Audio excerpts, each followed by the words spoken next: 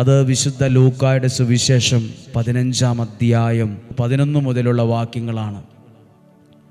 അതിൽ ധൂർത്തപുത്രൻ്റെ ഉപമയാണ് നമ്മൾ ആദ്യ ദിവസം കേട്ടത്. ഇപ്പോൾ നമ്മൾ ചിന്തിക്കുന്നത് അതേ ധൂർത്തപുത്രൻ്റെ ഉപമയിലെ 20 മുതലുള്ള വാക്യമാണ്.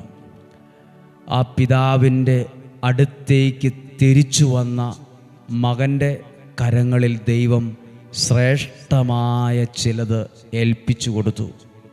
ശ്രേഷ്ഠമായത് എന്തെങ്കിലും ഒന്നല്ല, ഏറ്റവും ശ്രേഷ്ഠമായത് കാലിലിട്ട് കൊടുത്തു, ശ്രേഷ്ഠമായത് കൈവിരലിൽ അണിയിച്ചു, ശ്രേഷ്ഠമായത് ഏറ്റവും വിലയുള്ളൊരു വസ്ത്രം അവനെ പുതപ്പിച്ചു, അവനെ ധരിപ്പിച്ചു. ഞാൻ ആ വാക്യം പറഞ്ഞ് പ്രാർത്ഥിക്കുമ്പോൾ ദൈവത്തിൻ്റെ അടുത്തേക്ക് അടുത്തു വരുന്നവരെ